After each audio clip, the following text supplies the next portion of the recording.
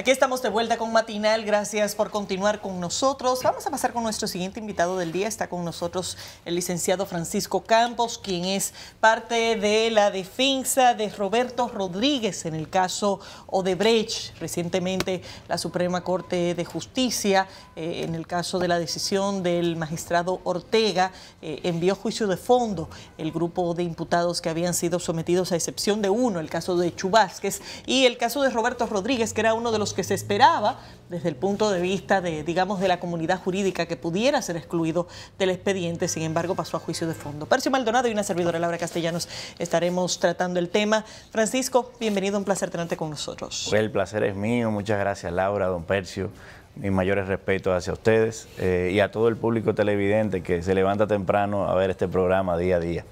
Vi en una rueda de prensa al ingeniero leer un documento contra la decisión del magistrado Ortega. Pero ¿a dónde conduce esto? ¿Ustedes van a objetar formalmente la decisión? Sí, nosotros ¿Queda algún recurso, un plazo? Claro, tenemos hasta el día 19 para someter... de julio. Correcto. Para someter la apelación que vamos a hacer nosotros. No obstante, quiero aclarar que este recurso, o sea, esta decisión no es apelable en sí, sino la forma en que se ha emitido esa resolución. Porque si ustedes vieron en la rueda de prensa la indignación que tiene el señor Roberto Rodríguez, tanto la cual compartimos nosotros como juristas, es muy difícil tú durar o que el juez te otorgue 5 días completos para tú exponer tu posición en cuanto al caso, tu defensa. Y que luego de tú exponer durante 5 días y escuchar a todos los demás durante 5 días, no todos agotaron obviamente los 5 días, pero sí fueron jornadas extensas, que se emita una sentencia de 1051 páginas, donde perfectamente se motivaron el tema de los incidentes, ¿verdad? Pero cuando llegamos al fondo del asunto, a nuestra defensa, no vimos ninguno de los elementos que nosotros aportamos como prueba debidamente estudiados. Simplemente se limitó a emitir una sentencia en la cual se dice, de manera muy aérea, entendemos que hay elementos suficientes para enviarlo a juicio. ¿O proponer que lo que dice eso en 1000 y pico de páginas entonces? No, se limita a simplemente... No, a describir la situación. Él simplemente plasmó nuevamente lo que fue la acusación del Ministerio Público, que obviamente si ustedes ven la acusación del Ministerio Público tenía 1000 páginas. Él pone la mayoría de las apreciaciones que hizo el Ministerio Público. 51 son de él. Diría que menos, en términos generales, porque él se limitó a lo de los incidentes, en el cual lo falló, que es la primera vez que se fallan esa cantidad de incidentes en una sola sentencia y simplemente poniéndolo de esa manera. O sea, para nosotros de verdad ha sido algo totalmente distinto a lo que entendíamos que era el ideal de justicia del magistrado Ortega. Realmente salimos con una experiencia bastante desagradable de esa audiencia, en ese momento, de esa lectura, de esa sentencia. Como ustedes lo dijeron también, todos esperaban la salida de Roberto Rodríguez. ¿Por qué? Porque Roberto Rodríguez se le está acusando y lo único que hay como prueba de parte del Ministerio Público es un cheque de 1.075.000 pesos emitido a nombre de una tercera persona que no obstante no ha sido interrogada ni se ha hecho lo que es el follow the money. Vamos a ver si tú vas a incorporar esa prueba, dime en qué cuenta de Roberto Rodríguez entró ese dinero, o dime al menos si Roberto Rodríguez endosó en algún momento ese cheque, para tú decirme a mí por qué tú dices que ese cheque es mío. ¿Y cómo vincula el Ministerio Público un cheque de una tercera persona con el caso del ingeniero? Mira, eso es lo que nosotros entendemos. Si tú no haces una investigación y lo enlazas de alguna manera con el imputado, ¿por qué tú me dices a mí que es de él? No importa la relación que pueda haber hasta de amistad, de familiaridad, de lo que sea, con otra persona, podría ser su hijo, podría ser su esposa que lo recibiera, ¿verdad? Y ahí tú me puedes decir, bueno, hay un indicio porque lo recibieron en una cuenta común, pero de un tercero que no está ligado directamente al señor Rodríguez, ¿por qué tú me dices que sí, que ese cheque es de él? O sea, Mira, esa es la situación que tenemos con ese cheque. Parte de la impresión colectiva de que en el caso de Roberto Rodríguez no iba a prosperar es primero el trato que se le dio al expediente desde sus inicios por el Ministerio Público, donde se manejó un número, luego otro, pero también el hecho de que cuando hablamos de los montos que se han manejado a nivel de este expediente, no solamente los 92 que reconoció el Ministerio Público, sino los que han salido después, cada vez más uno se convence de que esto es una suma pírrica que no tiene nada que ver con la dimensión de los sobornos que realmente se ha manejado, por lo menos en cuanto al alcance. ¿Cómo afectan los nuevos descubrimientos, por llamarles de alguna manera, respecto a 39 millones de dólares adicionales a los 92 que ya se conocían con relación al caso en el proceso que ya estaba abierto? De hecho, ya la Procuraduría General de la República interrogó esta semana a Andy Daguarre, que es uno de los señalados, pero ahí quedan decenas de codinomes que todavía no se han identificado claramente, que todavía no se sabe qué es lo que se va a hacer, además de la investigación que se supone que está conduciendo el Ministerio Público, pero de forma muy particular no se sabe cómo eso va a impactar el proceso que está actualmente en la Suprema Corte de Justicia. Mira, lo primero es que nos sorprende porque cuando se hizo, se armó el espectáculo y se abrió el primer telón, porque lo digo así porque para mí es un espectáculo lo que está pasando con este caso.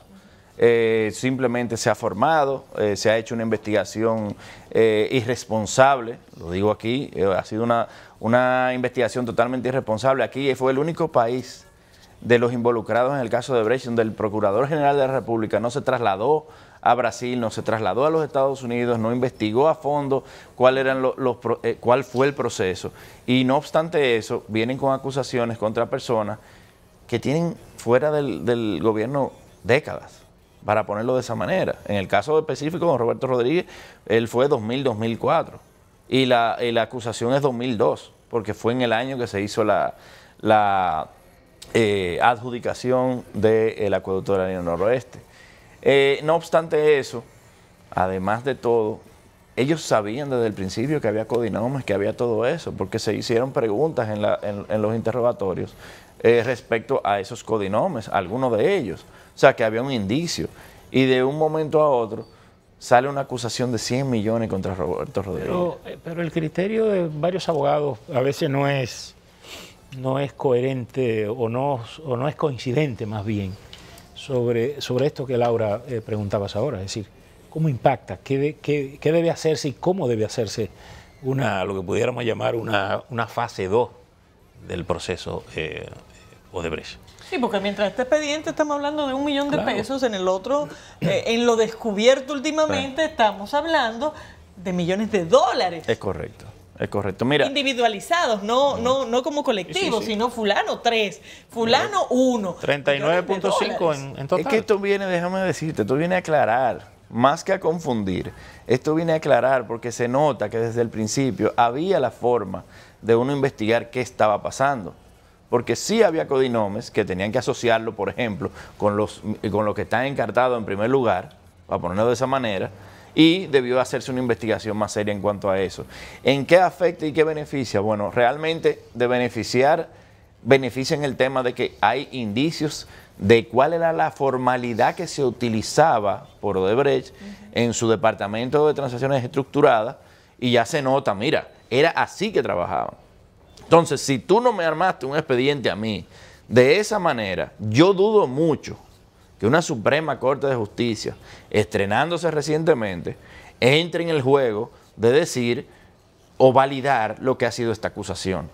De hecho, si tú me vas en ese tema, hay encartados que también hicieron asesorías si mal no recuerdo, al Estado en ese sentido o a la empresa de Odebrecht.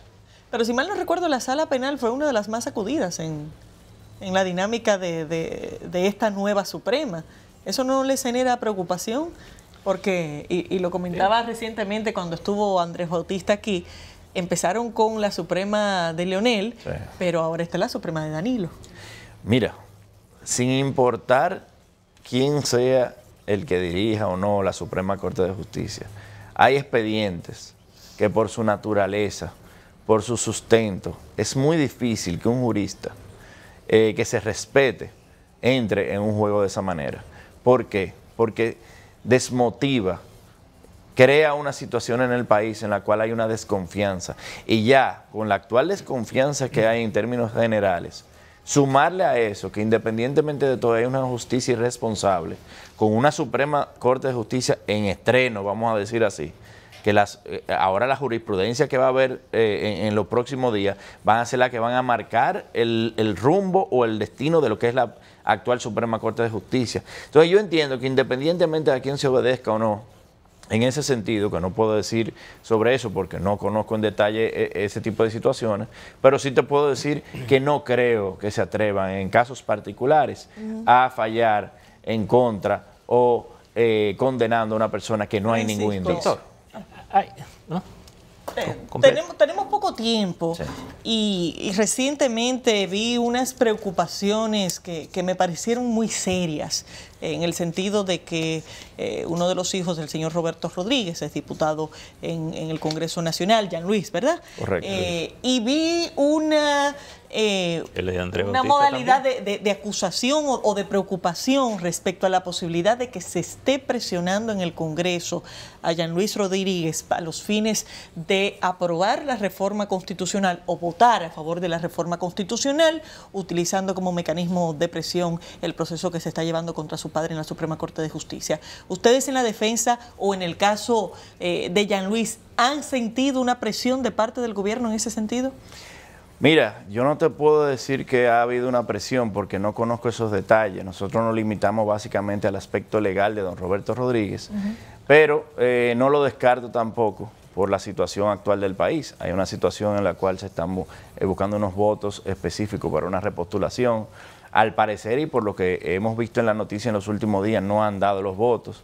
Y bueno, si nos ponemos a verlo de esa forma, ¿quién es más fácil de llevar que los encartados? Ahora, no te puedo confirmar porque ese tipo de informaciones lo manejan familiarmente. Son informaciones que ni siquiera se ventilan fuera de las casas, en muchos de los casos. En ese caso hay más de un encartado que tiene decisiones internas porque tienen familiares allí. Pero no descarto que pueda existir, no nos lo han manifestado de manera directa, por lo cual no puedo hacer esa validación. Dicho de paso, son de los votos que faltan, porque son votos del PRM. Sí, es correcto. Doctor, ¿cómo llegar al final de este proceso que está, evidentemente, toca las fronteras políticas de estos procesos? Primero, por la cantidad de figuras involucradas, por la situación del país, por estos nuevos descubrimientos, los 39.5 millones de dólares, porque hay, por ejemplo, fichas tan claves como Ángel Rondón, que sigue argumentando que ese dinero es suyo, pero no ha revelado a quién ha dado dinero, y se supone que tal vez en algún momento del proceso pueda colapsar y decir, bueno, pues vamos a poner las cartas sobre la mesa. ¿Cómo puede toda esta cosa incidir en la recta final de este proceso, o en la conclusión de un proceso como este? Mira, yo entiendo que hasta el momento, ahora lo que debemos esperar es la decisión de la Cámara Penal de la Suprema Corte de Justicia, en base a la falta de motivación de esa sentencia, para luego entrar en otro proceso que sería ver si realmente la Cámara Penal no se aboca a la ley y dice esa sentencia no es motivada, no fue motivada, por lo cual debe ser anulada y debe ser conocido nuevamente. En caso de que no se acoja y se envíe a la Suprema Corte de Justicia, pues entonces la Suprema Corte de Justicia tendrá en sus manos una decisión muy difícil que viene de irresponsabilidad e irresponsabilidad, primero del procurador, que no hace la investigación completa para enviarla a un magistrado, y luego de un magistrado que durante todo este tiempo, o más de 2 años, se mantiene escuchando, pero no dando soluciones. Es muy fácil pasarle la bola a la Suprema Corte de Justicia ahora, sin haber hecho una apreciación del juicio de manera correcta. Ahora sí es fácil, sí, manda los juicios, eso me lo permite la ley. Motívelo. Entonces, en el caso de Ángel Rondón, entendemos que cualquier decisión que tome, nosotros no tenemos ningún miedo porque no tenemos ninguna, no se nos involucra directamente. El mismo Rondón se paró en audiencia y dijo, es que yo no sé por qué está Roberto Rodríguez aquí.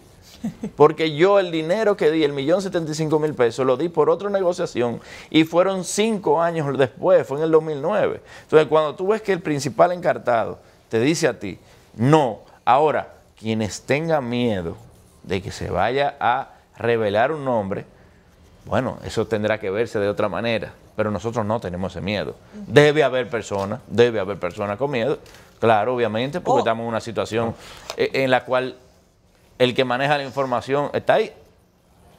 Ahora, de ahí en adelante, vamos a ver qué sucede y cómo lo manejan políticamente, porque esto es un caso meramente político. Aquí no hablamos de justicia. Francisco, gracias por estar con nosotros. Despedimos, señores, a Francisco Campos, abogado de Roberto Rodríguez, a propósito del caso de Odebrecht que se conoce en la Suprema Corte de Justicia. Vamos a una pausa, enseguida regresamos aquí en Matinal.